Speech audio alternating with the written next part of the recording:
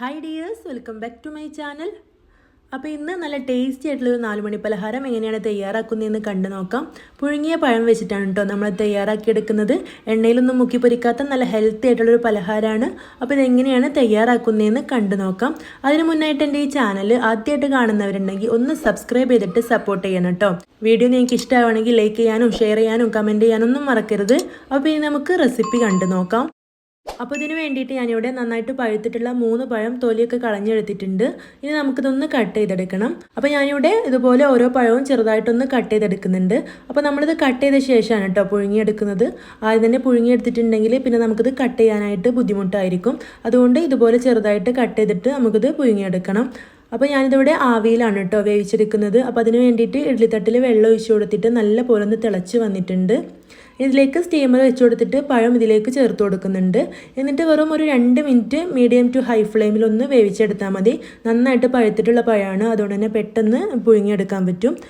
അപ്പോൾ ഞാനിതിവിടെ പുഴുങ്ങാനായിട്ട് വെച്ചിട്ടുണ്ട്. ഇനി നമുക്ക് ആ ഒരു സമയം കൊണ്ട് ബാക്കി കാര്യങ്ങൾ ചെയ്യാം.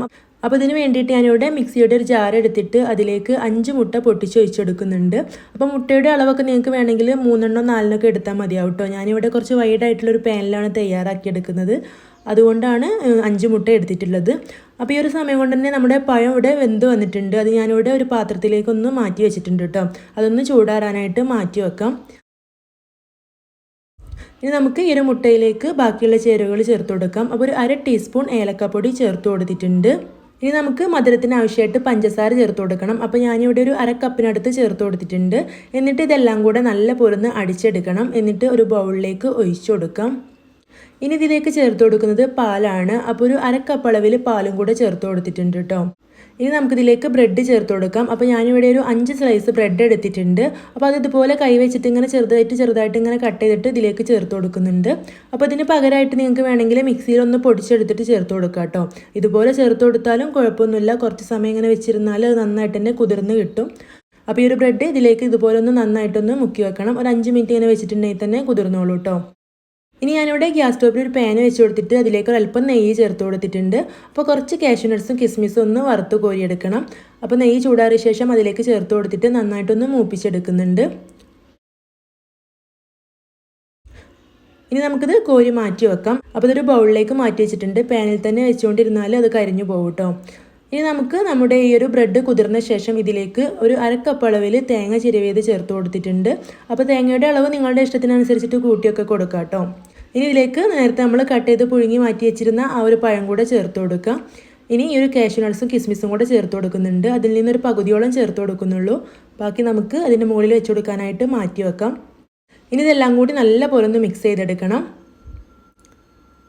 ഇപ്പോൾ ഇവിടെ നല്ലപോലെ മിക്സ് ചെയ്ത് വെച്ചിട്ടുണ്ട്. ഇനി നമുക്ക് പാന് ഗ്യാസ് സ്റ്റോപ്പിൽ വെച്ച് കൊടുക്കാം. ഇതിൽ നേരത്തെ കിസ്മിസും കാഷ്യൂ നട്ട്സൊക്കെ വറുത്ത് കോരിയിട്ടുള്ള ആ ഒരു നെയ്യുണ്ട്. ആ ഒരു നെയ്യിലേക്ക് നമുക്ക് ഈ ഒരു മാവ് ഒഴിച്ചു കൊടുക്കാം.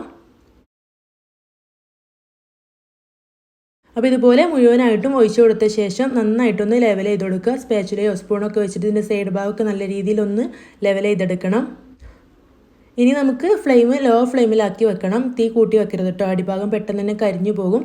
ഇനി നമുക്കിത് അടച്ച് വെച്ചിട്ട് ഒരു 20 മിനിറ്റ് ലോ ഫ്ലെയിമിൽ വേവിച്ചെടുക്കണം. അപ്പോൾ അതിന് മുമ്പായിട്ട് നമ്മൾ നേരത്തെ മാറ്റി വെച്ചിട്ടുള്ള ഈ ഒരു കാഷ്യൂ നട്ട്സും കിസ്മിസൊക്കെ ഇതിൻ്റെ മുകളിലായിട്ടൊന്ന് വെച്ച് കൊടുക്കുന്നുണ്ട്. ശേഷം ഇതിവിടെ അടച്ചു വെച്ചിട്ട് നമുക്ക് 20 മിനിറ്റ് വെയിറ്റ് ചെയ്യാം. ഇപ്പോൾ ഇവിടെ 20 മിനിറ്റ് ഒക്കെ കഴിഞ്ഞിട്ടുണ്ട്. അപ്പോൾ ഇത് തൊട്ട് നോക്കിയിട്ടുണ്ടെങ്കിൽ തന്നെ നമുക്ക് മനസ്സിലാവും. വേണമെന്നുണ്ടെങ്കിൽ സ്റ്റിക്ക് വെച്ചിട്ടൊന്ന് കുത്തി നോക്കും കൂടെ ചെയ്യാം കേട്ടോ. അപ്പോൾ ഇതിവിടെ റെഡി ആയിട്ടുണ്ട്. അപ്പോൾ ഇനി ഞാൻ വേറൊരു പാനിൽ ഒരല്പം നെയ്യ് ആക്കി കൊടുത്തിട്ട് അതിലേക്ക് ഇതൊന്ന് കമഴ്ത്തി വെച്ച് കൊടുത്തിട്ട് അതിൻ്റെ മുകൾ ഭാഗം ഒന്ന് മൊരിപ്പിച്ചെടുക്കുന്നുണ്ട്. അപ്പോൾ ഒരു 2 മിനിറ്റ് മീഡിയം ഫ്ലെയിമിൽ ഇട്ട് വെച്ചാൽ മതി. അപ്പോഴേക്കും അതിൻ്റെ മുകൾ ഭാഗം റെഡി ആയിട്ട് കിട്ടും. എന്നിട്ട് നമുക്കിതൊരു പ്ലേറ്റിലേക്ക് സെർവ് ചെയ്യാം. അപ്പോൾ ഇത്രേ പണിയുള്ളൂ. നല്ല ടേസ്റ്റി ആയിട്ടുള്ള ഒരു നേന്ത്രപ്പഴം പോള തയ്യാറാക്കിയിട്ടുണ്ട്. അപ്പോൾ പുഴുങ്ങിയ നേന്ത്രപ്പഴം വെച്ചിട്ട് ഇതുപോലെ തയ്യാറാക്കി നോക്കിയിട്ടില്ലെങ്കിൽ എന്തായാലും തയ്യാറാക്കി നോക്കണം കേട്ടോ. നല്ല ടേസ്റ്റിയാണ്. അപ്പോൾ ഞാനിതുപോലെ ഇതിവിടെ വട്ടത്തിലാണ് കട്ട് ചെയ്തെടുത്തിട്ടുള്ളത്. ഒരു ഗ്ലാസ് വെച്ചിട്ട് ഇതുപോലെയാണ് കട്ട് ചെയ്തെടുത്തിട്ടുള്ളത്. അപ്പോൾ നിങ്ങൾക്ക് കേക്ക് മുറിക്കുന്ന പോലെ എങ്ങനെ വേണമെങ്കിലും ഇത് കട്ട് ചെയ്തെടുക്കാം കേട്ടോ. അപ്പോൾ ഈ ഒരു വീഡിയോ നിങ്ങൾക്ക് ഇഷ്ടമായിട്ടുണ്ടെങ്കിൽ മറക്കാതെ ലൈക്ക് ചെയ്യണം. നിങ്ങളുടെ അഭിപ്രായം കമൻ്റായിട്ട് അറിയിക്കണം. സബ്സ്ക്രൈബ് ചെയ്യാത്ത കൂട്ടുകാരൊന്ന് സബ്സ്ക്രൈബ് ചെയ്തിട്ട് സപ്പോർട്ട് ചെയ്യണം കേട്ടോ. അപ്പോൾ ഇനി ഇതുപോലുള്ള നല്ല നല്ല വീഡിയോസുമായിട്ട് നമുക്ക് വീണ്ടും കാണാം. താങ്ക്